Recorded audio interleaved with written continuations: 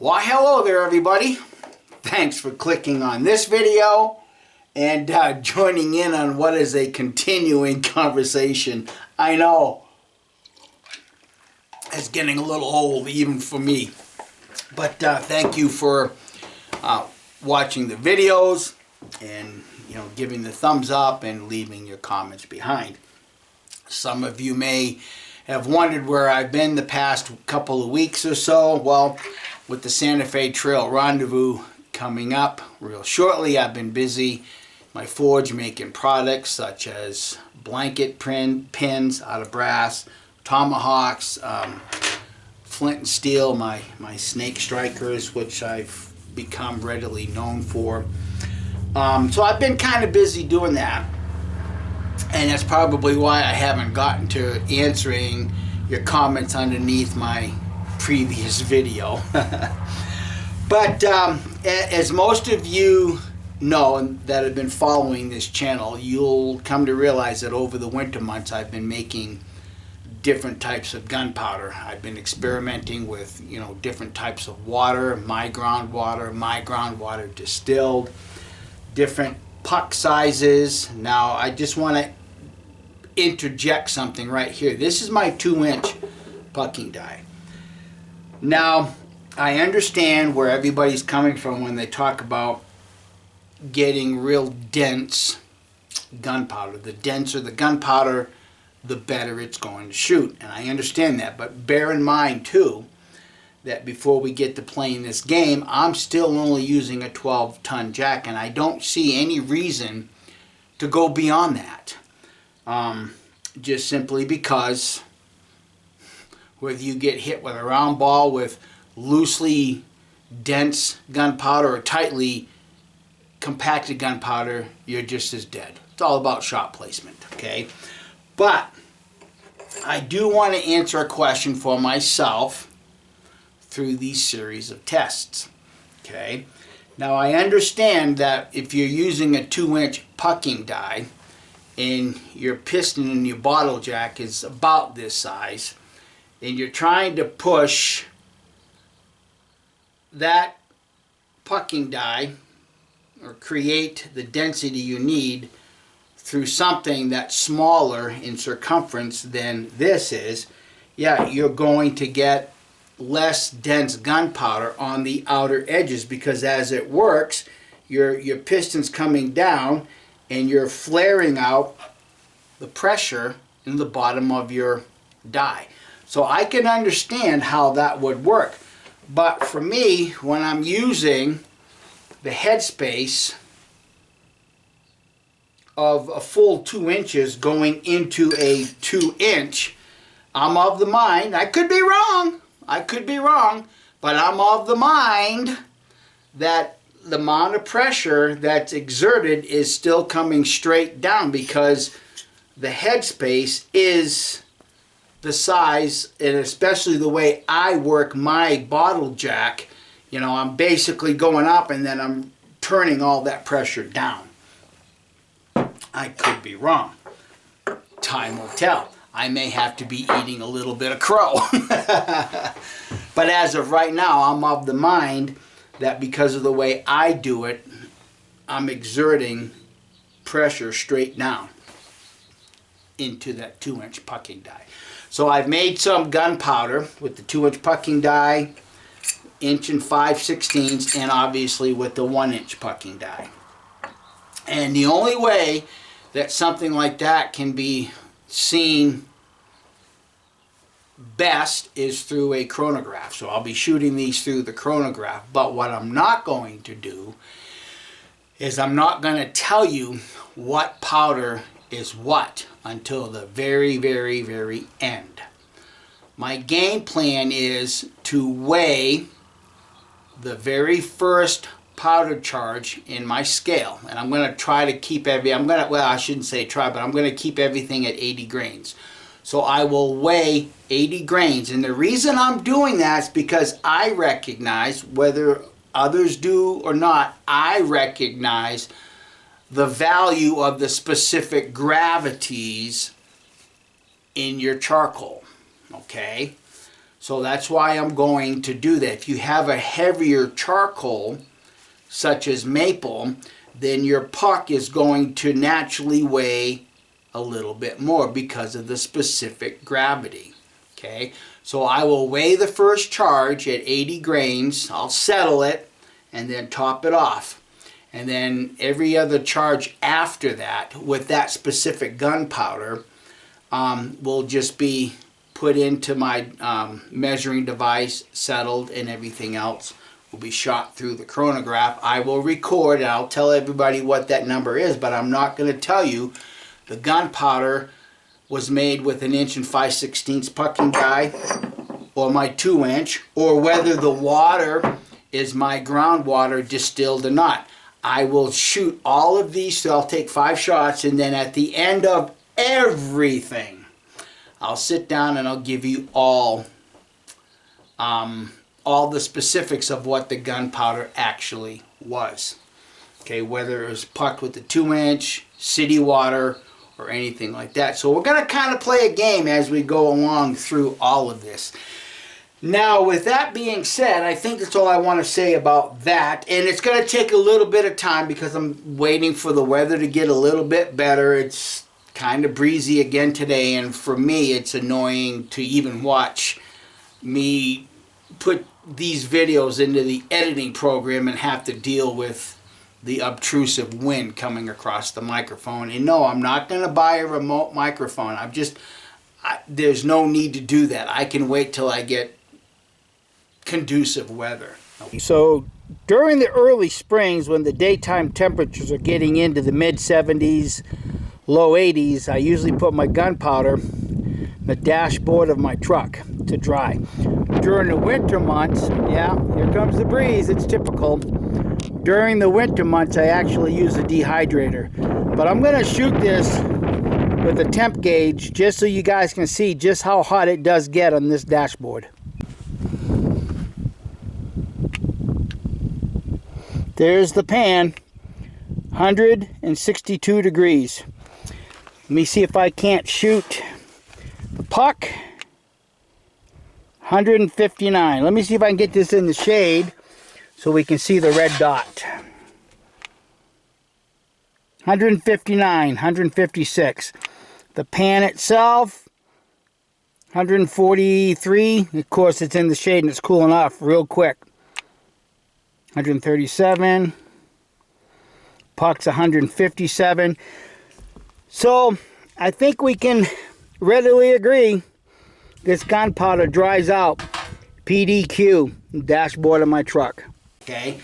Now, something else that I've been doing in the meantime, I've talked about in the past this tissue paper for making paper cartridges. Now, this is the tissue paper that would be left over when someone's cutting out a pattern. Okay. I've not tried this tissue paper in paper cartridges. Now, before I get to showing you what I did, I just want to address a comment that was left quite some time ago. I did a video some time back explaining why I don't like paper cartridges. And I showed the after effects, and I was shooting my 58 Remington Sheriff's model, and I showed everybody the amount of paper and garbage that was left behind in the cylinder because the papers that I was using were not burning completely. Now, even though some people say, yeah, I have no problem, mine burned thoroughly, well, I showed you the bottom of my cylinder. Now, I want to state something, and I don't mean to disparage anybody's work in this area, but one of the paper cartridges that I tried using was with nitrated coffee filters. And somebody had left a comment underneath that video saying that I didn't do it right. Fine, that's fine. But I want everybody to recognize that when I shot those coffee filters that I nitrated, I used the recipe from the channel Errors Gone Mold. I used that gentleman's recipe, and I followed his step-by-step instructions on how to nitrate coffee filters. So if you're saying I didn't do it right, then by extension you're saying the gentleman on Era's Gone Bullet Mold, he didn't do it right neither. My coffee filters did not burn completely. The garbage was left in the bottom of my cylinders. And that's one of the reasons why years ago I quit even trying to use paper cartridges until I come across this stuff. Now, what I've done is I've made some paper cartridges with round ball with this tissue paper. Okay. Now I only have two 44 caliber guns. My 58 Navy Sheriff's model and my Pieta Old Silver. Those are the only two 44 caliber revolvers I've got. Everything else is 36. So I will be shooting these 44 caliber paper cartridges as a test to see how well this tissue paper burns and whether I will or not go to using these paper cartridges for myself. Now I've made up a bunch of these wooden boxes to hold both the 36 and 44s, and if they don't work, then I'll have more items to put on my trade table. So for me, it's not any wasted time or wasted energy or anything like that. So, with that being stated and everything out of the way, before I actually get out and start shooting through my chronograph, I do want to test these paper cartridges first. So I guess let's head on out to the shooting range and let's see how they perform. Yep, it's a lot breezy, bear with it. How do they load? Well, just that simple. Okay, the last one, you just go in with my thumb pressure, almost like loading a conical, isn't it? All right, let me get capped up and we'll see how they shoot. And I am using my homemade percussion caps. While the breeze died down for just a moment, my percussion caps are two of those bang caps put together with the match head compound put on top of that and then compressed.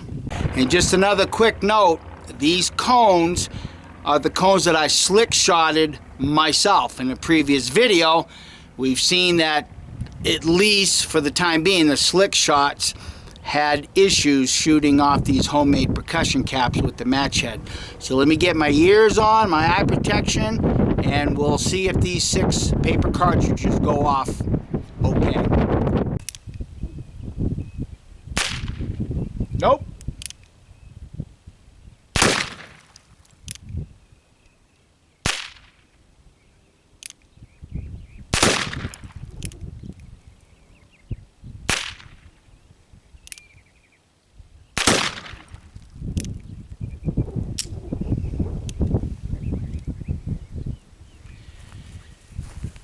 Let me get some real caps on there and I'll undischarge those other misfires.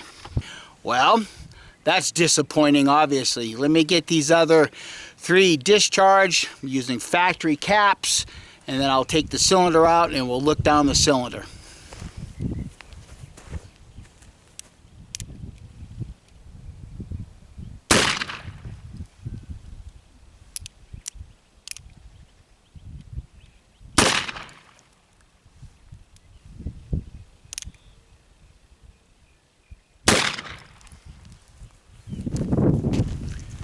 Alright, let me get the cylinder off and we'll have a look-see. Now obviously I don't know how well the camera's picking any of that up. My first impressions is I can see paper on the bottom around the touch hole. But unlike the other paper cartridges that I tested, if I were to load other paper cartridges right on top of this, nothing that I can see would be pushed down on top of the touch holes and the nipples. So I have a pick. I'll go back inside the shop and I will take a pick and scrape out the bottom of the cylinder so we can all see just exactly how much is actually left behind. But my first impression is, guys, I would call it a success, just simply because, as I just previously stated, I wouldn't be shoving any unburnt paper on top of the touch hole. So there's a look-see down the barrel. You can see there's a lot of little pieces of paper left behind.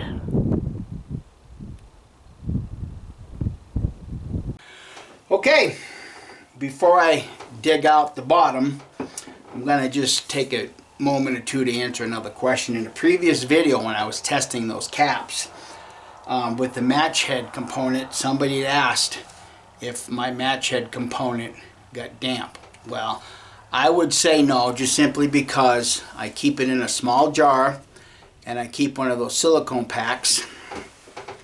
And no, it's not just chocolate covered raisins. I eat mixed nuts too. And that stays in this jar. So I'm relatively confident that my match head component didn't get damp. Okay, now there again, bear in mind, did this not go off as well as I would have expected? Well, again, these are cones that I slick shotted myself. So let me get the camera turned around and you can see me dig out the bottom of this and we'll see how much paper is actually left behind.